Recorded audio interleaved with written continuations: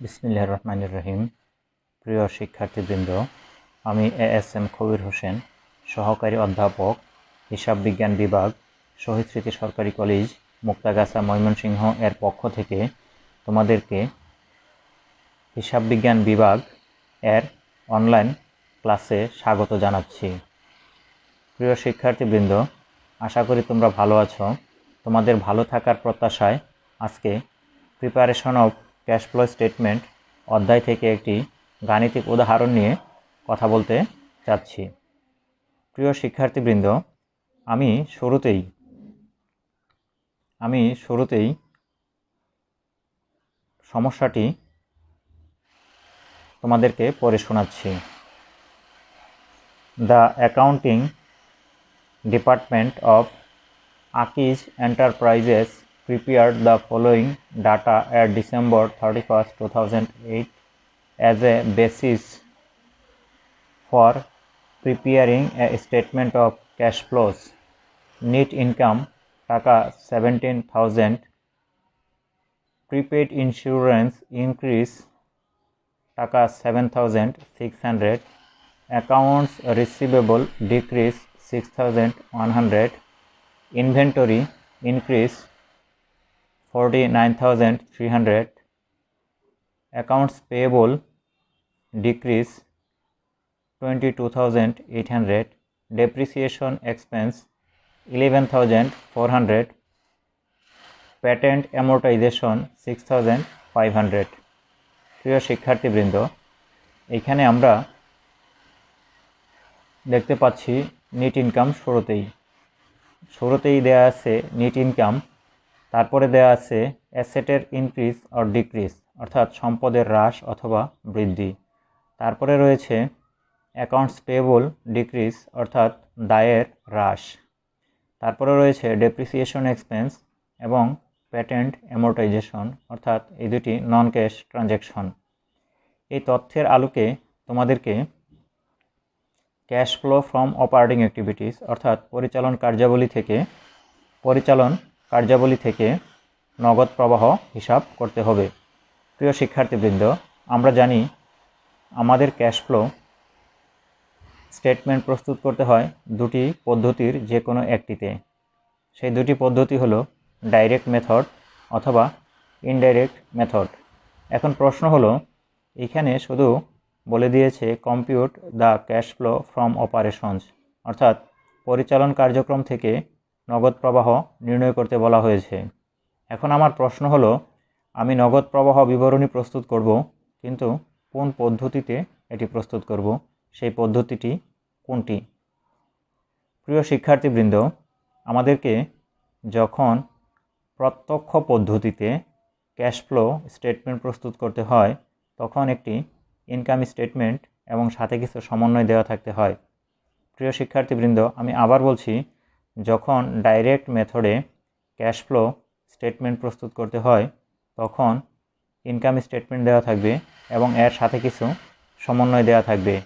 এই প্রবলেমটিতে আমরা সেরকম কোনো ইনকাম স্টেটমেন্ট দেখতে পাচ্ছি না, বিদায় এটি ডাইরেক্ট মেথডে করা যাবে না।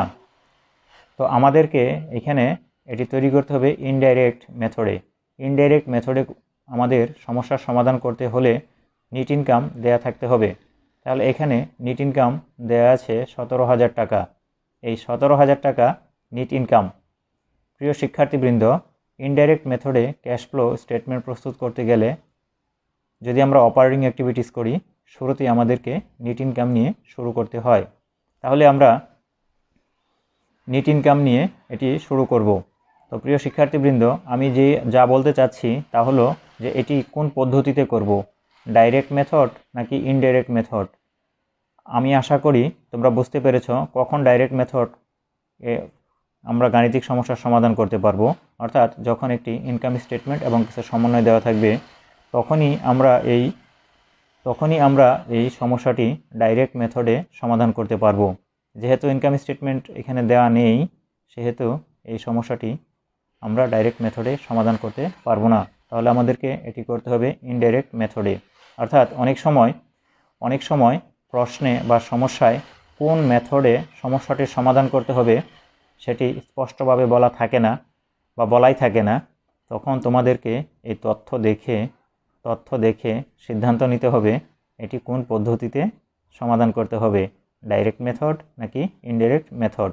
তো প্রিয় শিক্ষার্থীবৃন্দ, আমি আশা করি তোমরা ইতিমধ্যেই আমার আলোচনা থেকে স্পষ্টভাবে বুঝতে পেরেছো যে এই গাণিতিক সমস্যাটি ইনডাইরেক্ট মেথডেই সমাধান করতে হবে। তাহলে আমরা একটু সমাধানের দিকে যাই। Statement of cash flow from operations. Cash flows from operating activities, net income. Net income দিয়ে আমাদের এই সমস্যাটি সমাধান শুরু করতে হবে, নেট ইনকাম। তারপর হলো adjustment two reconcile net income two net cash. এরপরে আমাদের কিছু অ্যাডজাস্টমেন্ট করে আসতে হবে। এই অ্যাডজাস্টমেন্ট দিয়ে আমরা নেট ইনকামকে নেট ক্যাশে আমরা সংশোধন করব। নেট ইনকাম থেকে আমরা অপারেটিং অ্যাক্টিভিটিজের মাধ্যমে কতটুকু ক্যাশ ট্রানজ্যাকশন সেটুকুই আমরা এখানে নির্ণয় করব। প্রিয় শিক্ষার্থীবৃন্দ, আমি যদি একটু সহজ করে বলতে চাই, নেট ইনকাম এটি একটি ব্যবসা প্রতিষ্ঠানের জন্য হলো লায়াবিলিটিস বা ওনার্স ইকুইটি। নেট ইনকাম হলো ওনার্স ইকুইটি অর্থাৎ মালিকানা সত্ত্ব। কারণ হলো নেট ইনকাম বাবদ যে অর্থ কারবারে থেকে যায় সেই অর্থের মালিক হলো একটি প্রতিষ্ঠানের মালিক। আর কারবারের কাছে প্রতিষ্ঠানের মালিকের যা পাওনা এই সকলই হলো অন্তর্দায় বা ইন্টারনাল লায়াবিলিটিস, যাকে আমরা বলে থাকি ওনার্স ইকুইটি। ওনার্স ইকুইটি হলো কারবারের জন্য অন্তর্দায়। মোট কথা এটি হলো দায়। এখন আমাদের এখানে সম্পদ এবং দায়ের ইনক্রিজ এবং ডিক্রিজ দেওয়া আছে। যদি এই নেট লাভের সাথে যোগ করতে হয়, যদি কোনো দায় বৃদ্ধি পায় তাহলে আমরা নেট লাভের সাথে যোগ করব, কারণ নেট লাভকেও আমরা অন্তর্দায় হিসাবে গণ্য করছি। এরপরে যদি আবার অন্য কোনো ইন্ডিভিজুয়াল দায় বৃদ্ধি পায় তাহলে এটি নেট লাভের সাথে যুক্ত হয়ে মোট দায় বৃদ্ধি পাবে। অর্থাৎ এখানে যেহেতু কারেন্ট লায়াবিলিটিস, চলতি দায় আমাদেরকে সমন্বয় করতে হয়। যদি চলতি দায় বৃদ্ধি পায় তাহলে নেট লাভের সাথে যোগ করব, আর যদি চলতি দায় হ্রাস পায় তাহলে নেট লাভ থেকে বিয়োগ করব। একইভাবে বা বিপরীতভাবে যদি সম্পদ বৃদ্ধি পায় তাহলে নেট লাভ যেহেতু দায়, সম্পদ বৃদ্ধি পেলে এটি নেট লাভ থেকে বিয়োগ হবে। আর যদি সম্পদ হ্রাস পায় তাহলে নেট লাভের সাথে যোগ হবে। প্রিয় শিক্ষার্থীবৃন্দ, আমরা আরেকটু স্পষ্ট করে বলতে চাই, নেট লাভ এটিকে আমরা দায় হিসেবে গণ্য করলাম। যদি চলতি দায় বৃদ্ধি পায় তাহলে নেট লাভের সাথে যোগ হবে, আর যদি চলতি দায় হ্রাস পায় তাহলে নেট লাভ থেকে বিয়োগ হবে। এরপর আসা যাক কারেন্ট অ্যাসেট বা চলতি সম্পদ এবং দায় এটির মধ্যে বিপরীত সম্পর্ক। আমাদের যদি চলতি সম্পদ বৃদ্ধি পায় তাহলে নেট লাভ থেকে বিয়োগ করতে হবে, আর যদি চলতি সম্পদ হ্রাস পায় তাহলে নেট লাভের সাথে যোগ করতে হবে। এরপরে রয়েছে নন ক্যাশ ট্রানজ্যাকশন অর্থাৎ অনগদ লেনদেন। এই অনগদ লেনদেন বা খরচ, যেমন ডেপ্রিসিয়েশন এক্সপেন্স, অ্যামোর্টাইজেশন, এই দুটি হলো অনগদ খরচ। তো অনগদ খরচ আর নগদ খরচ যাই হোক না কেন, এগুলো বাদ দিয়ে আমরা নেট লাভ নির্ণয় করেছিলাম ইনকাম স্টেটমেন্ট করার সময়। কিন্তু আমরা যখন ক্যাশ ফ্লো করব, ক্যাশ ফ্লোর দৃষ্টিকোণ থেকে সেটি খরচ হবে যদি টাকাটি নগদে প্রদত্ত হয়। আবার আয় বলে গণ্য হবে যদি টাকাটা নগদে গ্রহণ করা হয়। যেহেতু এই দুটি খরচের জন্য টাকা কাউকে পরিশোধ করা হয়নি, সেহেতু অ্যাকাউন্টিংয়ের দৃষ্টিকোণ থেকে এগুলো খরচ হলেও ক্যাশ ফ্লোর দৃষ্টিকোণ থেকে এগুলো খরচ নয়।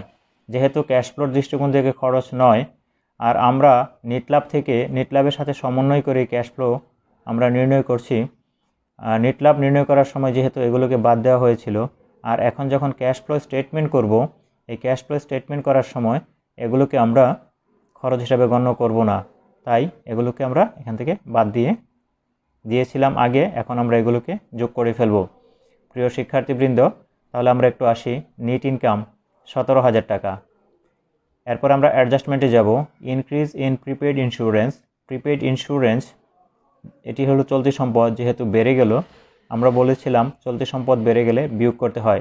ডিক্রিজ ইন অ্যাকাউন্ট রিসিভেবল, চলতি সম্পদ হ্রাস পেলে এটিকে যোগ করতে হয়।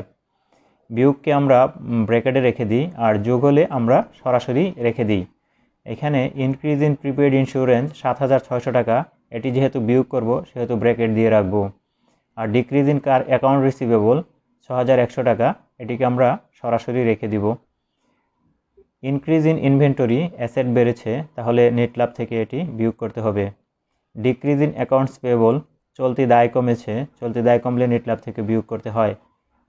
ডেপ্রিসিয়েশন এক্সপেন্স, এটিকে যেহেতু আমরা বাদ দিয়েছিলাম নেট লাভ নির্ণয় করার সময়, আর এখন যখন ক্যাশ ফ্লো স্টেটমেন্ট তৈরি করতেছি, ক্যাশ ফ্লোর দৃষ্টিকোণ থেকে এটি খরচ নয়, সেহেতু এটিকে আবার যোগ করে দিব। ঠিক একইভাবে প্যাটেন্ট অ্যামোর্টাইজেশন, এটিকেও আমরা যোগ করব। এই করে আমরা দেখলাম আমাদের নেগেটিভ ফিগার 38,700 টাকা হলো। অর্থাৎ এখানে ফিগারটি হলো ব্র্যাকেট দেওয়া, মানে হলো এটি বিয়োগ ফিগার, অর্থাৎ আমাদের যে পরিমাণ অপারেটিং অ্যাক্টিভিটিসের মাধ্যমে ক্যাশ প্রাপ্ত হয়েছিল তার চেয়ে বেশি ক্যাশ প্রদত্ত হয়েছে। এখানে আমাদের অপারেটিং অ্যাক্টিভিটিসের মাধ্যমে ক্যাশ আমাদের প্রদত্ত হয়েছে 38,700 টাকা বেশি।